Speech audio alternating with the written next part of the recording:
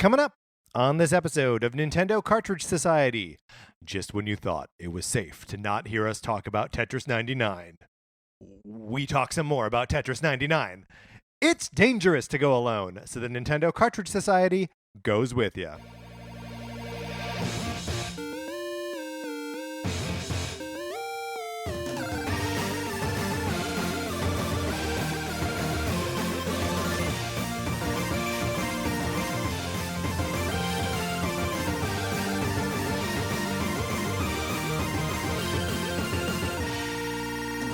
Welcome to Nintendo Cartridge Society. My name is Patrick Ellers, and I am joined, as always, by my co-host, Mark Mitchell. We have got a good show for you today. We're going to be talking about the news from the week, including some surprise DLC for Tetris 99 and Nintendo's E3 plans. And then on Thursday, we're going to be talking about Detective Pikachu with Rachel Chapman and Claire Logren from the Inside the Disney Vault podcast. But Mark, in the meantime, how are you? I'm doing so good. Yeah, so good. My sleeves are rolled up. I'm ready to get into this. Yeah,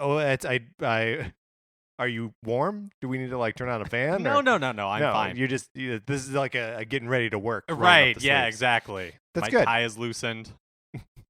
That's I'm right. like a dad who's had a long day at the office, didn't get that promotion he wanted. Oh, Dad. And you do have a an ashtray, which is like a bunch of cigarette butts in it. Exactly. Yeah. What do dads do when they're stressed out? Buy a Ryder lawnmower.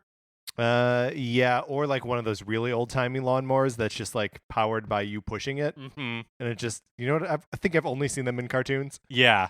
You know what else Dad could do to relax? He could borrow my copy of Sonic Forces. Oh, yeah, he could. It's an easy thing to do. All you got to do is email us with your address. Email us at Nintendo Cartridge Society at gmail.com. And you get to play Sonic Forces for as long as you want. Yeah, there's nothing stressful about that. There are parts of the game that are nah! Exciting or stressful? I think both. Mm-hmm. I remember there being some difficult boss battles. Here's the thing that's weird about us loaning out my copy of Sonic Forces is now I haven't played this game in a year. Yeah, probably more than that at this point. Probably more, but I keep putting it in other people's hands. Well, but you don't recommend it. No. It's not like you're endorsing it. You're not handing it off being this is a great game. Aren't you excited to play it? No, it's just, we've talked about it's right, almost right. like the VHS tape in the Ring. That's right. We just have to keep circulating it so that way you die 8 days later. Is it 8 days? 7. 7, okay, sorry. 1 week. Solid. Yeah. Like the Bare Naked Ladies said. Well, okay, it's 1 week, but is it on the 8th day that she Samara or whatever her name was, that she shows up to kill you? Do you have the full 7 days? Sure. Do you have 7 24-hour periods? Yes, in which to get rid of it, or does it just the sun needs to set and raise that many times? What if you get on a jet and fly west? Oh, and just sure. To just get as few days to actually pass. Right. Or what if you just continually stay on a jet going west? Yeah, that's what I'm saying. You just stay in the sun never sets on the jet that you're flying around the world to escape the curse of the ring. Right. Great. Yeah, we don't know. That's the problematic part of this. These are tough questions. We can't give any answers. Right. You could write in with what you think the answer is, but you don't have to. Nintendo Cartridge Society at gmail.com. Sorry, I laughed right as we were supposed to go into it. But you get it, listeners. Yeah, you get it. You know it. I hope that you are all saying at gmail.com with us, because I feel like that's a fun, that's a participation point. Yeah, right? It's like the Rocky Horror Picture Show at this point. That's right. You're throwing tampons at the screen, or I don't know. It's been a long time since I've been to Rocky Horror. Here's another thing that's a lot like Rocky Horror Picture Show. Mm-hmm. We saw Detective Pikachu this weekend, mm-hmm. and when we went to the theater, we got a packet of Detective Pikachu Pokemon trading cards. They're not just trading cards; they're playing cards. That's right. They're playing cards. You can trade or play with them. That's right. So if you look, I have no impulse control, so I opened my pack of cards in the theater. But mine is unopened. Mark and I are going to give away our packs of cards. Mm-hmm. Mine opened, Mark's not opened. In my pack, let's talk about what these cards are. Yeah, let's do it. So I've got the Detective Pikachu, the version of him that can take a coffee break. Right, because we know that there are various versions, at least Right, two. at least two. Yeah. But this is the one where he's drinking coffee. Man, does he look cute. Very cute. And then also the Jigglypuff. That's a solid pack. Thank you. I can't guarantee that my pack will be as good. But it could be. Would you like our what are these? Packs of trading cards, of playing cards? You can. All you got to do is recommend our show to someone on Twitter. And then tag us in it. Yep. And for every person you recommend, we'll put you in this drawing one time. Right. So if you recommend our show to two different people, we'll put you in the drawing 2 times. Right. And also, like, I suppose you could just be like, hey, at somebody, listen to this show. And then, tag us. Yeah, but don't like at Rihanna unless you know her. Right. If you know Rihanna, then by all means at her. I'm saying make it like a personalized recommendation to someone. Be like, hey, I know you would want to listen to this show for whatever reason. Like, give a reason. Don't say for whatever reason. And then we'll give out these cards, and that'll be a lot of fun. And then the last thing, of course, that we are trying to do, we would like to get to 100 reviews on the Apple Podcast store. So review us wherever you listen to us. Yeah, we've been getting some reviews, so thank you so much to everybody who's been leaving them. We like that a lot. Now, we've got a little bit of a debug here. Oh, oof. Ooh, Mark, last week we did our 250-ish episode spectacular. Congratulations to us. Congratulations to us. I don't think we say it to ourselves enough. Congratulations to us. But here's what I did. I wanted both of us to have copies of these emails so you could read them and I could read them. And just like, it's nice to have a physical piece of paper to like toss aside when you're done. A real sense of accomplishment. Yes. So I went to Kinko's to do this.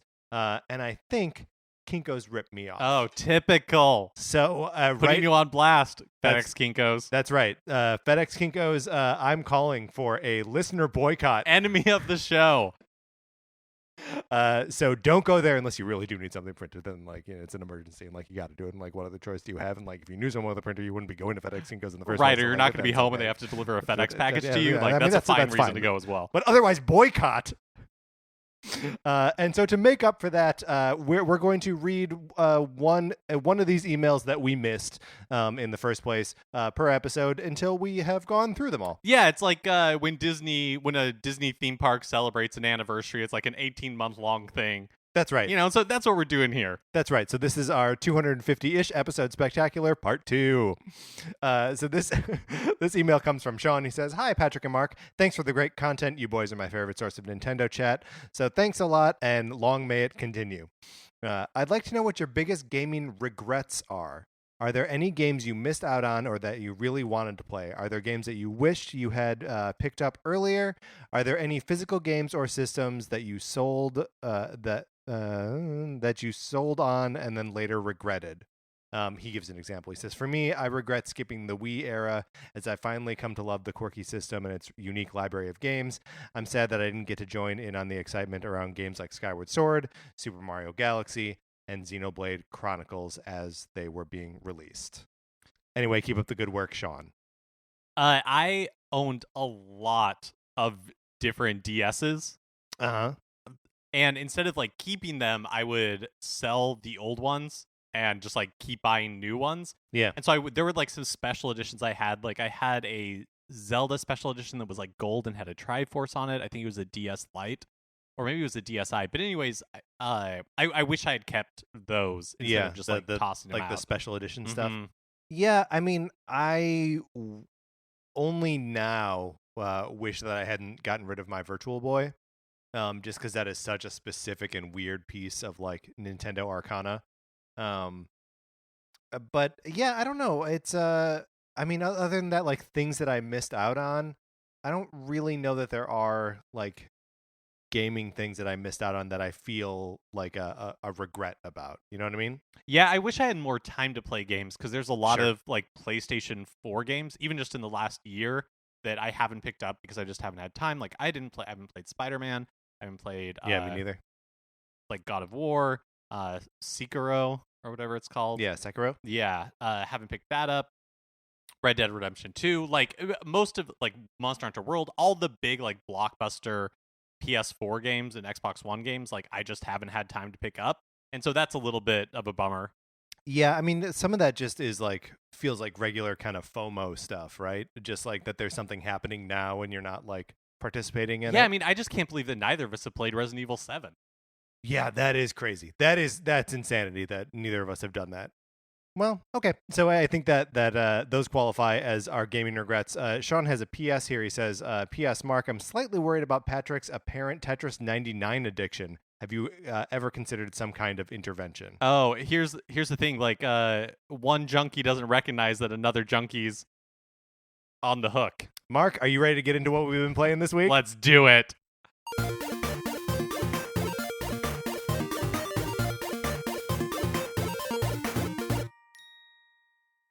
Tetris 99, son.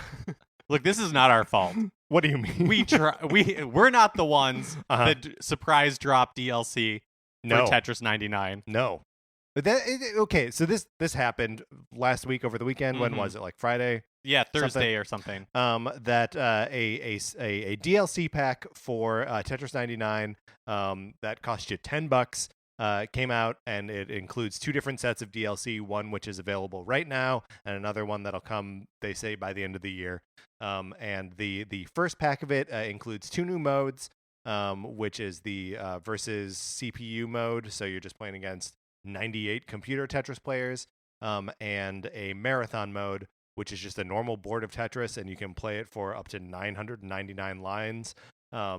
And so this allows you to play Tetris 99 not online. Right. And you don't have to be a Nintendo Switch Online subscriber to buy like Tetris 99 at this point now. Oh, is that true? Yeah, so you can just buy it, like the offline mode part of it, Yeah. for $10, but you don't get to participate in any of the like online stuff. Right, which is kind of the main hook of the game. Mhm. But also it's just Tetris, which is super great and super fun.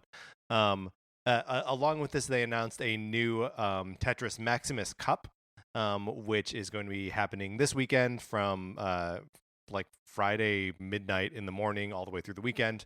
And just as the previous cup, it is like you're awarded points for 100 points for a first place victory, 50 points for a second place, like 30 for third, and then like 4th through 10th is 20 points, and then like kind of just trickling down from there.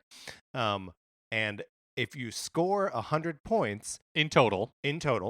ever throughout the course of the weekend, you get a original Game Boy Tetris theme, which implies that there are maybe more themes than just like the original one and this one, this Game Boy one. But I tell you what, I don't have any hope of winning a Tetris Maximus Cup or even getting getting the reward of it. But oh man, am I going to score those 100 points and get this Game Boy theme? Yeah, so for 51st to 80th place in a match of Tetris 99, you get 2 points. So I'm thinking, like 50 matches and I'm in the clear. Yeah, totally. You can do that. I can totally do that. You can do that. But so, Sarah and I spent some time playing Tetris again this weekend. They did like just sort of tweak the game a little bit. There are a few more like options to customizing the controls. There are more like kind of sparkle effects, just like on the board where you're seeing everyone else playing Tetris. And the shadows of the pieces look a little bit different. But yeah, it's man, what a great game. Yeah, for me, as soon as marathon mode became available, I was just like, yeah, this is actually like, this is what I want, because I'm not good at Tetris 99 to want to play against everybody else all the time. I just really like playing Tetris. Yeah. And it certainly playing marathon mode is a way chiller experience than playing against 98 other people who just keep sending garbage at you. Have you done the 999 lines in marathon mode? I have. No, I mean, I have played it, but I think I got to around like 500 lines before I died. Yeah, I maxed out at like 920 or something wow. like that.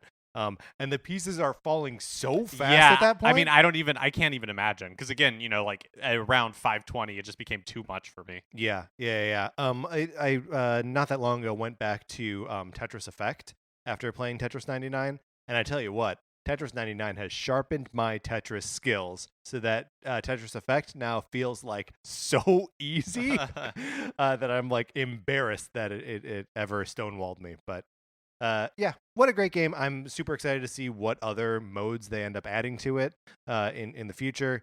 If we end up getting more themes, like that could just be something that they do with like the next Tetris Maximus Cup and get a new theme.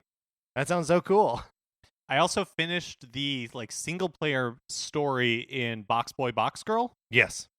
It was fun, but what a weird ending to that game when you play the single player mode. Yeah, it is never totally clear in that game what's like going on, right?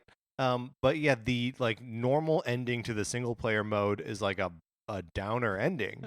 Yeah. Basically the planet gets destroyed because you didn't Because play with like the second person, and it requires two people to like operate this drill that seems to break up the that seems to break up the asteroid. I don't know. It was just weird. Mm-hmm. It was just like a weird way. Obviously, it's to encourage you to play the co-op mode, but I just thought it was a weird way to end the single player experience. We should play the co-op mode. We should, especially I bet it would now. be fun. Yeah. For sure. So I have been playing a little bit of Dragon Quest 11. Ooh, So tell me about this. Now this breaks our rules a little bit because I have it is not out on Nintendo Switch, so I am not playing it there yet. I'm playing it on PlayStation.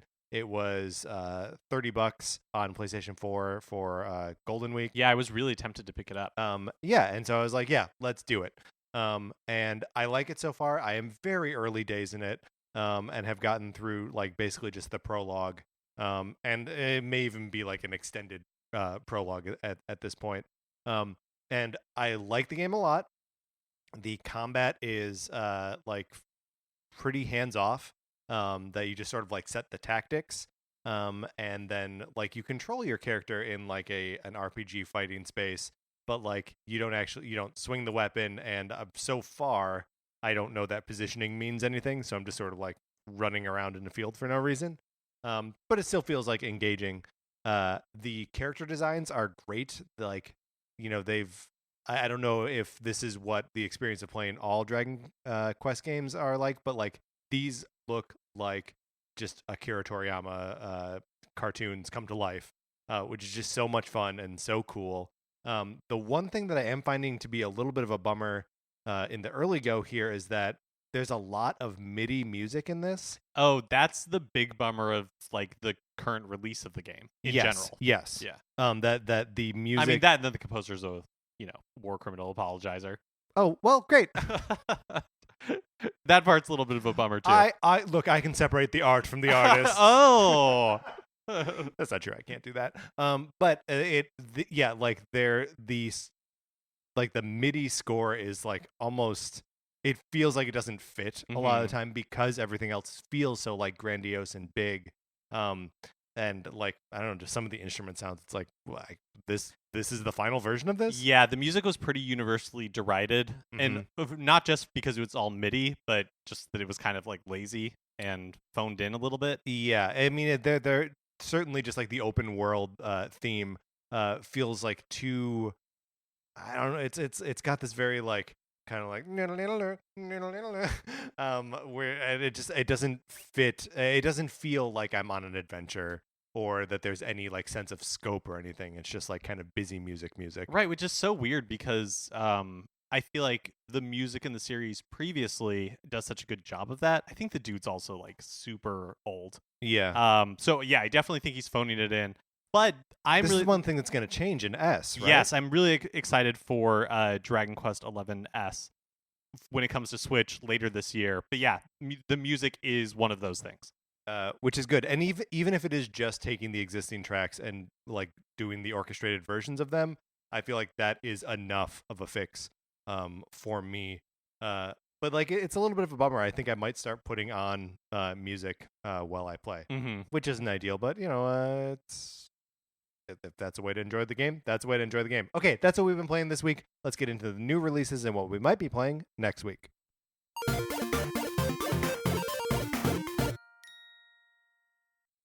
Tomorrow, May 15th, is an update for the NES Switch Online, we're getting Donkey Kong Jr., Clue Land, and Versus Excite Bike. Right, and if it sounds like we've told you this information before, we did Last week. Well, last week, because we discovered that it was going to... Are you going to play any of these, Mark? Yeah, I mean, I think the nice thing about the NES Switch Online is even when the games, I'm not super excited about the games, I still enjoy just checking them out. Like, I want to know what Versus Excite Bike is. I know what Clue Land is. We've played Donkey Kong Jr. together even, but I'm also excited to see what the SP version is. Oh, yeah, because there's always one SP in there. And then on Thursday, May 16th, we are getting the Castlevania Anniversary Collection from Konami, which includes the original Castlevania, Castlevania 2, Belmont's Revenge, Castlevania 3, Dracula's Curse, and Super Castlevania 4, Castlevania The Adventure, which was a Game Boy game, Castlevania 2, Simon's Quest is a repeat of something. Oh, wait. Nope. Different. Sorry. Yeah. Where did you copy and paste this list from? Out of curiosity. I think I got it from like an article in Polygon. So it's weird that to me that no one is presenting these games. The order that they present them in, is it just alphabetical? No, I think it's I think it's like maybe the it's release order. Is it release order in the sense that like when a Konami announced the Castlevania Anniversary Collection, they announced 4. Yes, and then like more. Yes. Right. So there are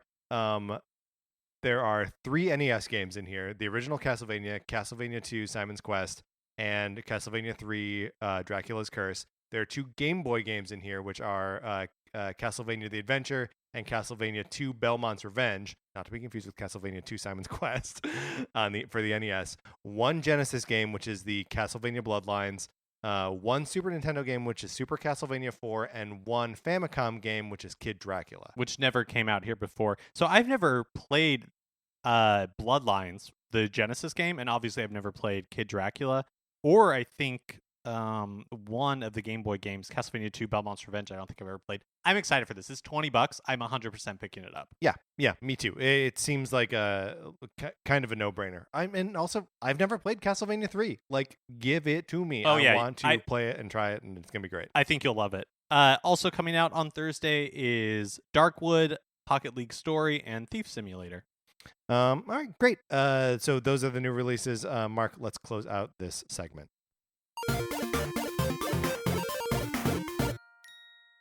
Now it's time for a regular segment on our show. It's time for 433. In 1952, American composer John Cage wrote a piece called 433, wherein a performer or group of performers didn't play their instruments for 4 minutes and 33 seconds.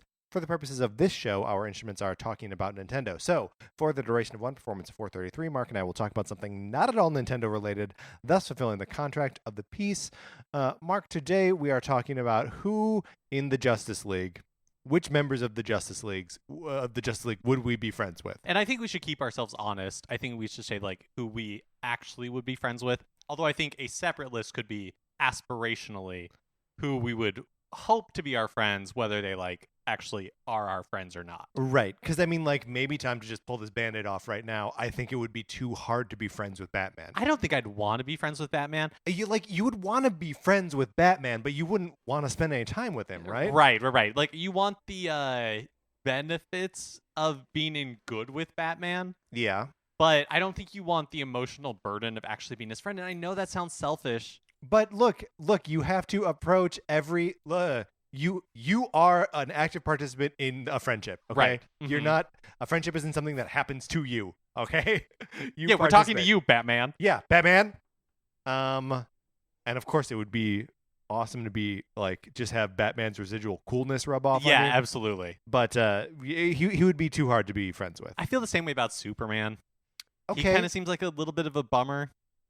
Like a bummer? I wonder if it would just be like hard to relate to Superman. Right. I mean, that's what I mean. Like, nothing you did would ever be good enough for him. Like, he would be really nice about it. Of course. Right? Like, if you did it something would feel cool, patronizing. Exactly. Like, you know that if he came to your like work softball league and you hit a grounder, and then afterwards, and you were feeling good about it personally, because maybe you've never like actually connected at bat. Sure. Right? And so you're feeling good about it, and he would be there and he would be like, oh my gosh, that was so good. That was amazing.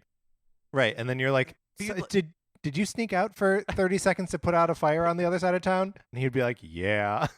You know he would cop to it. Of course he would. Yeah. He's not going to lie to you. Right. So again, nice for the residual benefits, but you would never be close with Superman. I feel that same way about.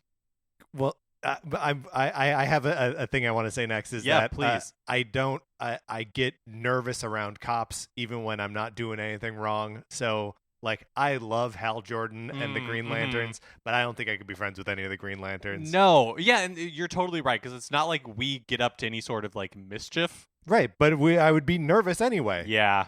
Like I just feel like one of them's gonna write me a ticket for something stupid. And I also feel like they're probably gonna have like maybe some questionable political opinions. Totally questionable political opinions. And look, Green Lanterns are going to be using acronyms around you, and they're not going to care that you. And they're going to be talking about like planets and things that you don't even know about. Yeah, so right out with the Green Lanterns. Yeah. Who are you going to say? I was gonna say Wonder Woman. Again, hard to relate to. Definitely hard to relate to, but she could take you to Themyscira. That's kind of cool. Actually, could she? We're men. Can we go there? It happens. Sure, okay. But usually it's like a mistake or something goes terribly wrong. Okay, so we should maybe rule it out. Yeah, we should just rule it out. I think it would Plus, be the more nice. time we have to spend around that golden lasso, where I may have to accidentally tell the truth about something. What a nightmare. Yeah. I don't want a friend having that kind of power over me. So, I think I could be okay friends with the Flash. Okay, which Flash are you talking about? Oh, yeah, that's a good question. Because for me, it's Barry Allen. I think I could be friends with Barry Allen. I think I could be like friends with Barry. Yeah, I think I could be friends with Barry Allen. He's a good guy. Mm-hmm. He'll be late for everything. Yeah, but like you kind of forgive it a little bit. Sure. You just kind of like build it in. Mm-hmm. Like, you know. Yeah, like we have friends like that right now. Yeah, We're that's just true. Like, that is true. yeah.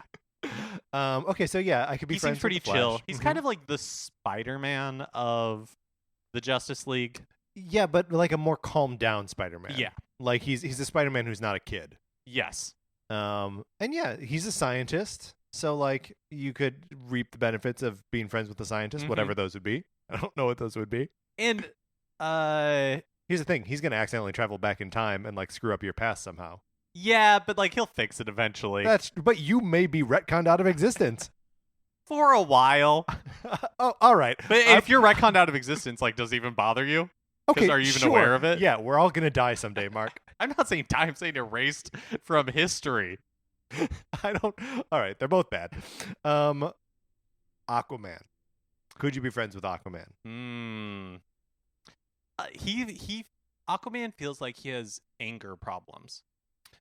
Yeah, and there are a lot of different like incarnations of Aquaman. Very true. But I think all of them have. I mean, first of all, they all sort of have the same like Wonder Woman issue where you're like, your world is something that I will. Right. Never What are we going to understand. talk about? Yeah, and like I can't go to Atlantis.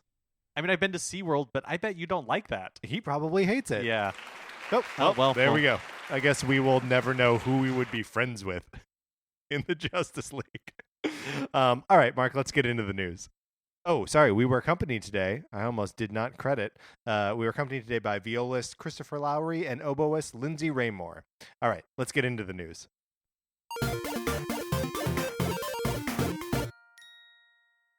Nintendo has confirmed their E3 plans for June 2019. Finally. The Splatoon 2 World Championships are going to be happening on June 8th at 11 a.m. Pacific Time, followed right afterwards by the Super Smash Bros. Ultimate World Championship 3-on-3 tournament.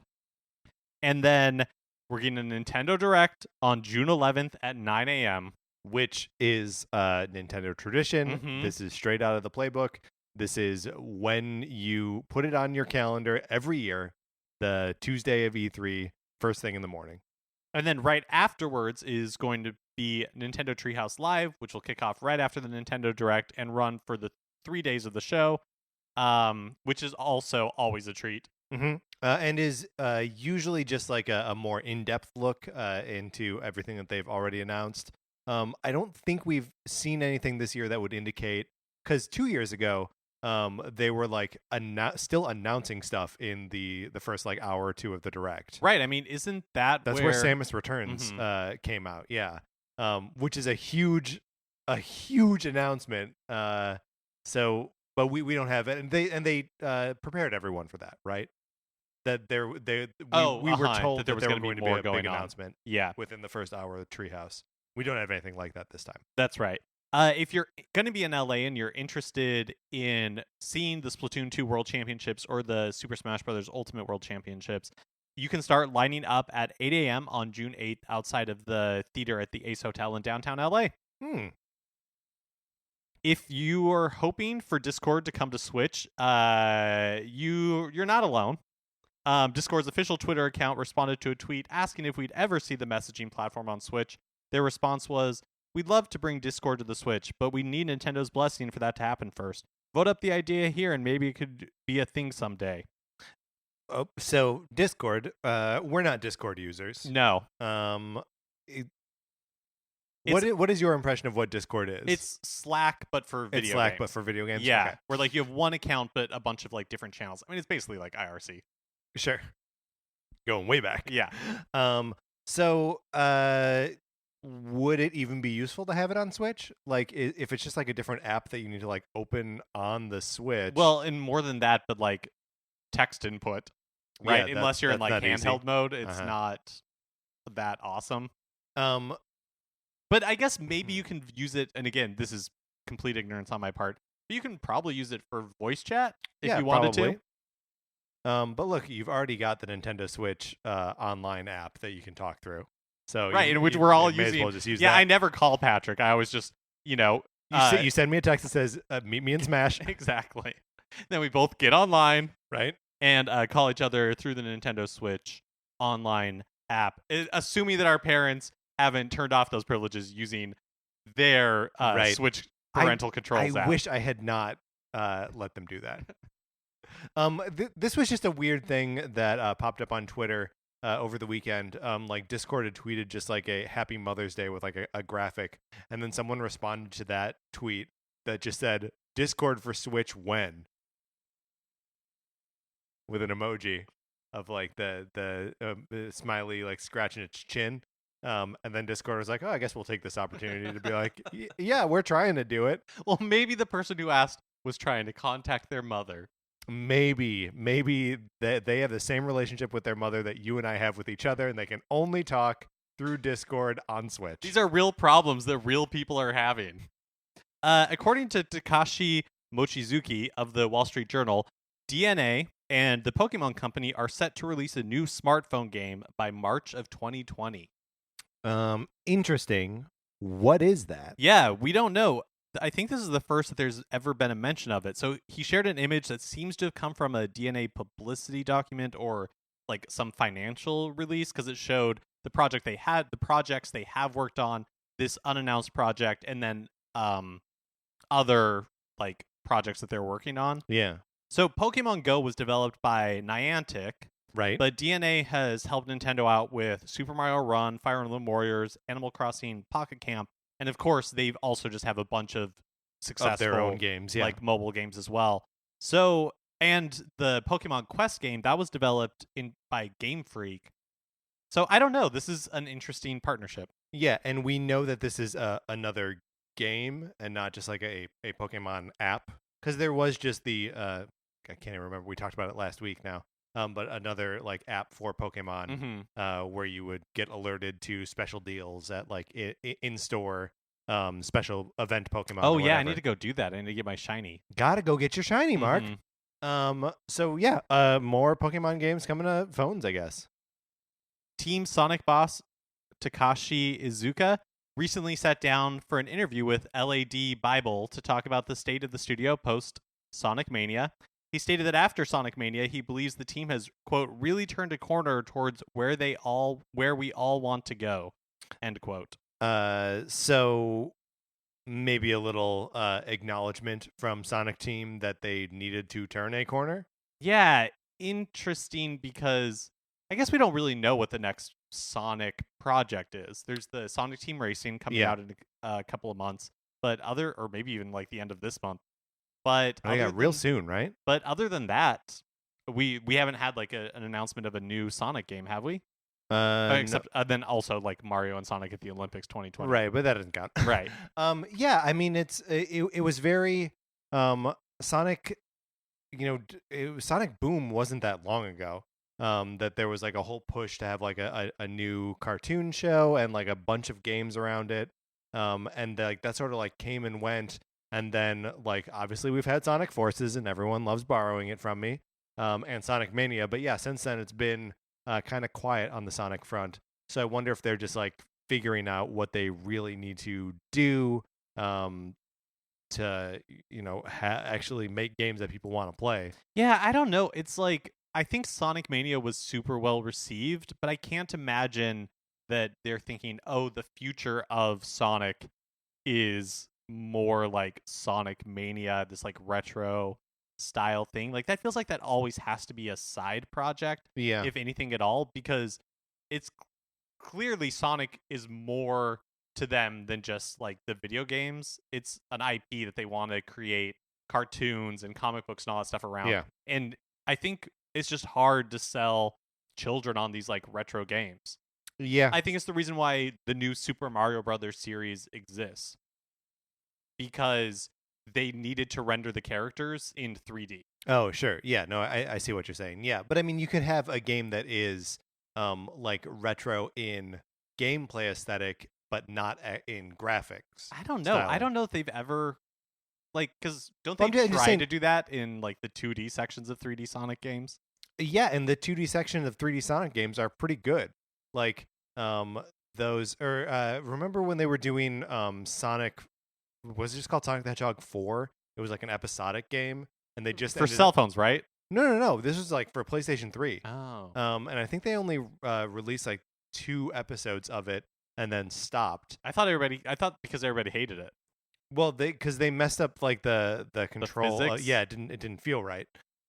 So yeah, everyone hated it because it wasn't actually like it looked new, and presented itself as classic, but felt new. So if they just need to find, I think what Sonic Mania does so well is that it just designs good levels. And if the Sonic Team turning a corner is just them being like, oh, we need to like double down on level design, that's what's more important than whatever gimmicks we can bake into a Sonic game. I think that's good news. He also mentioned that they're not super involved with the Sonic the Hedgehog movie, only occasionally giving feedback on stuff Paramount shows them. You know what? I'm going to say if you own a video game IP, you should not do that. When you license your characters or your story, you Get should up in it. Want to be involved. Yeah, it's from the tone of the interview. He's just like, yeah, Paramount's making a movie. It's on them for it to be good, which is true, but also like, yeah, get up, like, protect that. Right. Yeah. Exactly. In the same interview, he also said that he'd quote love to return to Nights. Remember Nights and remember Nights 2 for Wii? Yeah. I do remember Nights for Wii and the original. What was it on? Like a Saturn? Was that a Saturn? Yeah, I think game? it was a Saturn game. I remember being just like seeing it on like a demo of it at like KB Toys or Blockbuster. whatever. I remember yeah. seeing it at Blockbuster. And just thinking it was the coolest looking game. But is probably not any good, right? Yeah, I'm just gonna be honest. We don't need no more Nights games. No. I can't imagine that there's more that the first 2 games haven't done. There's more to be said in the Nights universe, Mark. Drinkbox Studios, which makers of Guacamelee and Severed, stealth launched Tales from Space: Mutant Blobs Attack on Switch. That's Drinkbox's first console game, and now it's on Switch. This is a game that I've never played, even though I'm a big fan of Drinkbox and their other games. So I'm gonna go and pick this one up. Did you ever play Eternal Darkness on the GameCube? Mark, I did not. I didn't either. Maybe you would make like a good candidate for a I was gonna say Hollywood. A Hollywood special. Welcome to Hollywood, California. No, a Halloween special episode. Because I think it's something based on my understanding of it that we would like. It's kind of like third-person survival horror-y. Mm-hmm. But one thing that makes it unique is that your actions in the game like affect the world of the game and like the characters and all that kind of stuff. Okay. It's a pretty well-regarded game, but it kind of had a stressful development. It was originally planned for the N64 and ended up on being reworked for the GameCube. And then at the like kind of the last minute, it was originally going to be a GameCube launch title. And then at the last minute, they had to pull back and rework a lot of things after September 11th. So, and it didn't end up making it out until June 2002. Do we know what was reworked? Because So, director Dennis Dyack recently spoke with IGN Unfiltered about the changes that had to be made. this is why we're talking about it. Yeah, All so right. it says, quote, it was very historically based, and we had a crusader in the game. Back then, after 9/11, there was a lot of talk about a new crusade and lots of, like, there was anthrax going through the mail, and people were like, anything with sort of Middle Eastern content, kill this game. And so we had to rewrite it and just remove all of that stuff. There was nothing negative towards anyone. It was just a historical perspective about a fantasy game. We would have made launch of the GameCube. We were on target, but we had to rewrite several stories in the game and pull all that stuff out. That was very, very different. That was an experience. I'm really happy to say all the people at Nintendo, Iwata-san, I really miss him, Miyamoto-san, those guys care about good games. I sat down with them. I flew down to Japan for all of this, and I just told them, I think this game should be made, and they're like, why? Can you do this? Can you guarantee you'll pull all of this content out? We went crazy and just pulled it all out, made sure it was all safe. We had like 1 million lawyers look at it. It was very tough. But in the end, it worked out, and I don't think the story stuff suffered. People remember it as it was intended, so it's good. It was a good experience, but it was pretty, like I said, making video games, very hard. Especially when you decide to change a bunch of it. Yeah. Like right in the final days or weeks or months or whatever here. There's like a lot of stuff after September 11th that got changed. Spider-Man. Mm-hmm. Lilo and Stitch. Have you ever seen Lilo and Stitch? Yeah. Okay, so the end of that movie was supposed to be like they're on a jet, like a 747 or something, and Stitch takes control of it. Yeah. Like basically like hijacks it. But they like reworked it and reanimated the entire thing to turn it into like the big shark guys ship, sure. which kind of looks like an alien-esque airplane, 747. essentially. Yeah. Yeah. Yeah, plus a lot of people died. So, like, 9/11 is bad news. Yeah, all around. But I guess it's cool I don't have a good segue to say we should play Eternal Darkness, I feel like, at some point. I mean, it is this a Nintendo, like, first, or did they publish it? Or is it just a game that just came out on GameCube for some reason? Oh, that's a good question. I'm not sure if they published it. Maybe they did, because I think that at some point I mean, if he's they were talking trying to Iwata to like, and Miyamoto. yeah, so they must have published it. So yeah, if it's a piece of Nintendo history that you and I are obviously not that familiar with, maybe we should. It's the most far in advance we've ever planned an episode of this show. I know. I hope we don't forget. Oh no. We also have to figure out a way to play a GameCube game. Yeah. Do you have a Wii? No. We can probably get one for cheap. This is the Wii is starting to like boomerang in price. No, that can't be true. There were like 100 million of them. Yeah, well, that is still true, but they're hard to come by now. I think it's because they're in parents' basements and grandparents' basements all over the country.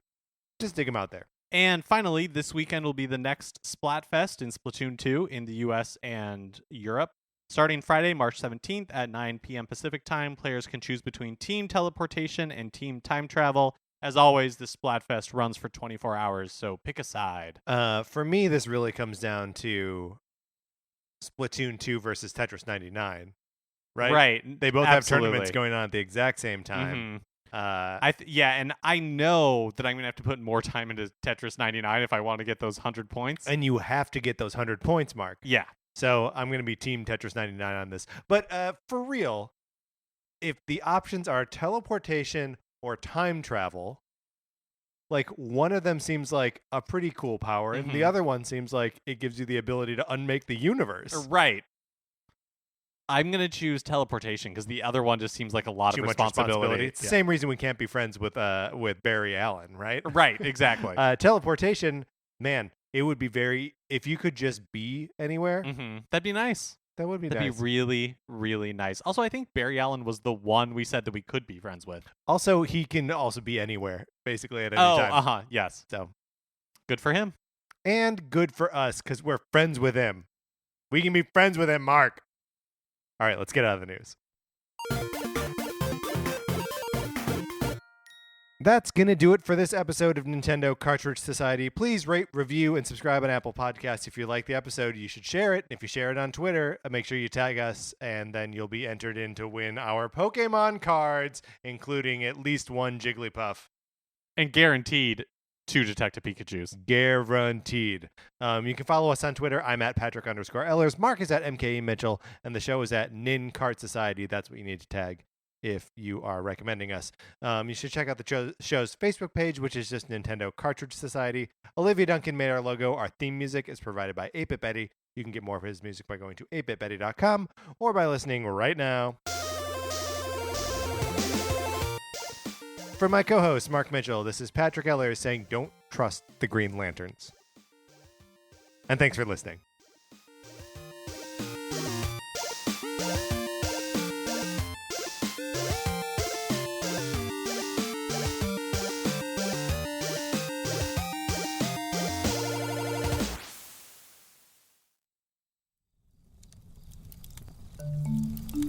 Campfire.